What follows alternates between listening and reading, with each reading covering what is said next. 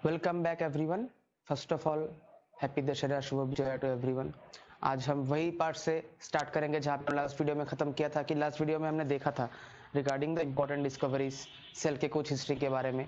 आज हम पहले स्टडी करेंगे regarding fundamental structure of cell, उसके बाद हम स्टडी करेंगे रिगार्डिंग द सेल थ्योरी। तो जो फंडामेंटल जो डेफिनेशन है वो बोलता है कि cell is the fundamental structural and functional unit of all living organisms. तो ये जो डेफिनेशन है ये हमको पहले से मालूम है, ये हमने क्लास 9 से पढ़ लिया, तो हमको एकदम प्लस हमको ये चीज याद है। हमको याद कौन सा चीज अभी करना है कि नया कुछ एक पॉइंट हमको सीखना है, एक स्टेटमेंट सीखना है कि anything less than a complete structure of cell does not ensure independent living. कि ये जो स्टेटमेंट है, इस स्टेटमेंट से क्वेश्चन पूछा था नीट फेज 1 2016 में। इस स्टेटमेंट का मतलब क्या होता है? ये स्टेटमेंट का मतलब ये होता है कि मान लीजिए कोई भी एक सब्सटेंस है जिसका साइज या फिर जिसका स्ट्रक्चरली वो सेल से भी छोटा है, मतलब एक सेल के जितने सारे कॉम्पोजिशन होने चाहिए उस पे उतने सारे चीजें नहीं है। इसका मतलब ये होगा कि अगर कुछ भी ऐसा सब्सटेंस है तो ये नॉन लिविंग होगा, क्योंकि अगर ये लिविंग है तो इस पे ये सारे चीजें होना चाहिए। ठीक है, एक सेल बराबर चीज है उसके अंदर होना चाहिए अगर ये चीज लिविंग है। तो अगर इसके पास सेल बराबर चीज भी नहीं है, मतलब सेल का जो भी कंपोजिशन है उतना भी कंपोजिशन अगर इसके पास नहीं है, इसका मतलब ये इंडिपेंडेंट लिविंग नहीं कर सकता। ठीक है, तो ये जो स्टेटमेंट है मुझे लगा था कि शेयर करना अच्छा होगा कि ये नीट फेज में ये क्वेश्चन आ चुका है। ठीक है, आगे चल के हम देखते हैं कि रिगार्डिंग द सेल थ्योरी। अभी सेल थ्योरी क्या होता है, तो सेल थ्योरी के रिगार्डिंग काफी सारे आपको पॉइंट्स मिलेंगे, पर जो बेसिक आइडिया है सेल थ्योरी का, इसका ये था कि जब भी सेल का डिस्कवरी हो चुका था उसके बाद डॉक्टर रूशे नाम के एक साइंटिस्ट ने, एक फ्रेंच साइंटिस्ट थे, उन्होंने बोला कि कोई भी चीज हो, मतलब कोई भी अगर सेल हो, एक ऐसा थ्योरी होना चाहिए जो हर एक सेल के लिए सेटिस्फाई करे। ये सेल चाहे कोई भी हो उसके लिए ये थ्योरी सेटिस्फाई होना जरूरी है। अगर वो थ्योरी सेटिस्फाई नहीं होता तब वो सेल थ्योरी नहीं कहलाएगा। मतलब हर एक सेल, जितने भी सेल है, वो एक थ्योरी को सेटिस्फाई करना चाहिए। अगर सेटिस्फाई करता है तब भी वो सेल थ्योरी कहलाएगा। तो पहले इन 1824 डॉक्टर रूशे ने कहा था, एक फ्रेंच साइंटिस्ट थे, उन्होंने फर्स्ट सेल थ्योरी का आइडिया दिया था। उन्होंने कहा था कि जो सेल्स है वो इकट्ठे टिश्यूज बनाते हैं। ठीक है, ये बात पहली बार बोला था डॉक्टर रूशे ने इन 1824। उसके लगभग 15 ईयर्स लेटर 1839 में शेल्डन एंड स्वान ने अपना सेल थ्योरी दिया था। 1839 में शेल्डन एंड स्वान ने first time propose the cell theory. ये दो नाम भी हमको याद कर लेने हैं। अभी सेल थ्योरी में उन्होंने क्या बोला था, तो हम इंडिविजुअली इन दोनों के कंट्रीब्यूशंस को स्टडी करेंगे। 1838 में शेल्डन, जो कि एक जर्मन बोटानिस्ट थे, उन्होंने बोला था कि जो प्लांट्स है उनका सबसे बेसिक यूनिट होता है सेल। क्योंकि वो एक बोटानिस्ट थे तो उन्होंने प्लांट को लेकर काफी सारा रिसर्च किया, तो उन्होंने बोला कि जो प्लांट्स है they are made up of cell.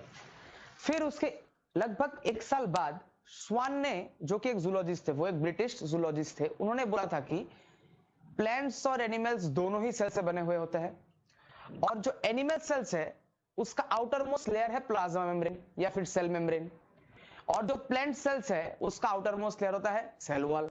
उससे प्लाज्मा मेम्ब्रेन भी होता है, उसके बाहर होता है सेल वॉल।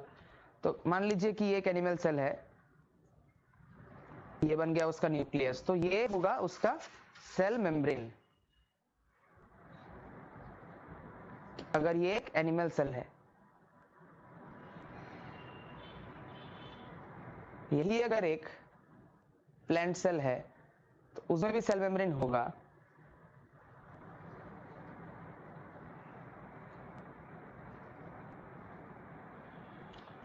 पर इसके साथ उसके बाहर में एक दूसरा लेयर प्रेजेंट होगा जो कि प्लांट सेल का आउटर मोस्ट स्ट्रक्चर होगा।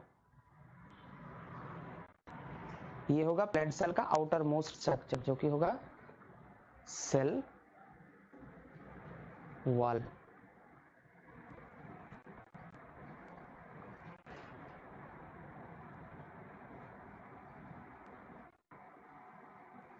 तो ये हमको याद कर लेना है जो ये पॉइंट है। ठीक है, फिर हम देखेंगे कि आगे चल के कि जो मॉडर्न सेल थ्योरी है उसको प्रपोज किया था रुडोल्फ विर्को ने। जो सेल थ्योरी था उसको प्रपोज कर लिया था 1830 कुछ साल बाद, लगभग 16 इयर्स बाद रुडोल्फ विर्को नाम के एक साइंटिस्ट आए, उन्होंने एक नया पोस्टुलेट उस पर ऐड किया, जो यहाँ पे पॉइंट नंबर 3 है उसको उन्होंने ऐड किया। उन्होंने कहा कि all cells rise from pre existing cells, मतलब जो कोई भी सेल है वो एक, उसका जो ओरिजिन होगा वो एक दूसरा सेल ही होगा। कोई अलग केमिकल सब्सटेंस या फिर कोई भी रिएक्टिव सब्सटेंस सेल नहीं बना सकता। सेल अगर बनाएगा तो वो है सेल खुद, ठीक है। तो इसी को उन्होंने अपने बुक में एक स्टेटमेंट के रूप में लिखा था, ओमनिस सेल्यूला ई सेल्यूला। इसी का मतलब होता है कि all cells arise from pre existing cells. तभी जो कंबाइंड जो मॉडिफाइड सेल थ्योरी था, ये ऐसा बोला था कि, देखिए पहले बोला था कि all living organisms are made up of cells, फिर the function of an organism is the outcome of all cumulative functions of the cell. इसका मतलब क्या होता है कि एक ऑर्गेनिज्म का, से ह्यूमन बीइंग का जो कंप्लीट फंक्शन है, जैसे कि मैं बात कर रहा हूं, जैसे कि आप लोग अभी सुन रहे हैं, उसका जो कंप्लीट फंक्शन है वो एक क्यूमुलेटिव एक्शन होता है सेल का।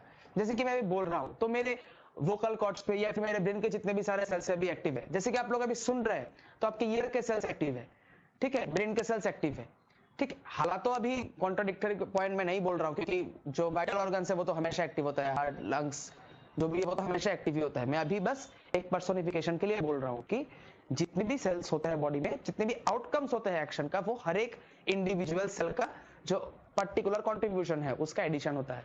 कि यहाँ पे लंग्स का फंक्शन हो गया, हार्ट का फंक्शन हो गया, लिवर का फंक्शन हो गया, किडनी का फंक्शन हो गया, ब्रेन का फंक्शन हो गया, हर एक को हम एक साथ जुड़ जुड़ के जो कंप्लीट फंक्शन होता है उसी को बोलते हैं। हर एक सेल का जो इंडिविजुअल फंक्शन है उसको जोड़ने के बाद जो कंप्लीट फंक्शन होता है वो होता है ऑर्गेनिज्म का एक्टिविटी, ठीक है, वही होता है एक ऑर्गेनिज्म का एक्टिविटी। और यहाँ पे जो लास्ट पॉइंट है, all cells arise from pre existing cells, इसी को हम कहते हैं लॉ ऑफ सेल लिनिएज, ठीक है। ये एमसीक्यूज में आपको काफी सारे मिलेंगे कि which of the following is known as the law of cell lineage. जाके सेल थ्योरी के 3 पॉइंट्स दे देंगे, चौथा ऑप्शन कर देंगे नन ऑफ द अबव, ऐसा करके कुछ, या फिर ऑल ऑफ द अबव। तो ठीक है, तो ये पार्ट हमको याद रखना है कि लॉ ऑफ सेल लिनिएज का मतलब होता है कि all cells will arise from pre existing cells. फिर ये जो स्टेटमेंट उन्होंने दिया था रुडोल्फ विर्को ने, उसके बाद काफी सारे कंट्रोवर्सीज उठ के आए, कैसा कैसे हो सकता है, काफी सारे क्वेश्चंस उसके ऊपर क्वेश्चन मार्क लग चुके थे। तो देखिए जो ये स्टेटमेंट उसको प्रैक्टिकली प्रूफ किया था या फिर फैक्चुअली प्रूफ किया था लुइस पास्तियर नाम के एक साइंटिस्ट ने इन 1862। उन्होंने एक्सपेरिमेंट डिजाइन किया था फ्लक्स की मदद से, इसीलिए हम उसको फ्लास्क एक्सपेरिमेंट कहते हैं, जो कि आप लोगों के सिलेबस पे फिलहाल है नहीं, ठीक है। तो जो ये एक्सपेरिमेंट है, उस एक्सपेरिमेंट के थ्रू उन्होंने प्रूफ किया था कि अगर एक सेल बन रहा है, वो एक फ्लक्स में अगर एक सेल बन रहा है तो वो किसी दूसरे सेल से ही बन रहा है। अगर हम किसी भी सेल से हट रहे, कुछ दूसरे चीज से हम ट्राई करते हैं सेल बनाने के लिए, तो वो बन नहीं रहा है। जो सेल का एक्टिविटीज है वो कोई दूसरी चीज नहीं कर पा रहा है, वो एक सेल ही खुद कर पा रहा है, और वही सेल आगे चल के दूसरा सेल भी बना रहा है। तो ये जो एक्सपेरिमेंट है उसको हम कहते हैं फ्लास्क एक्सपेरिमेंट, और इसने प्रूफ कर दिया था कि जो सेल है वो किसी दूसरे सेल से ही अराइज होगा। क्लियर। फिर आते हैं हम सेल थ्योरी। जो सेल थ्योरी होता है that is not applicable to the viruses. हमने काफी सारे पॉइंट डिस्कस कर लिए रिगार्डिंग द सेल थ्योरी, कि पहले हमने देख लिया कि डॉक्टर शे 1824 में सेल थ्योरी दिया था। फिर उसके 15 इयर्स तक शेल्डन एंड स्वान ने अपना, मतलब डॉक्टर शे ने जो आइडिया दिया था उसको पहली बार उन्होंने प्रपोज किया था 1839 में, पहली बार सेल थ्योरी आया था बाय शेल्डन एंड स्वान।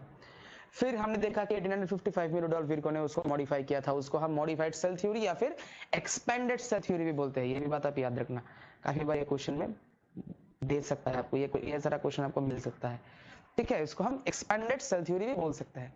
तो ये किसने दिया था? 1855 में रुडोल्फ विर्को ने दिया था।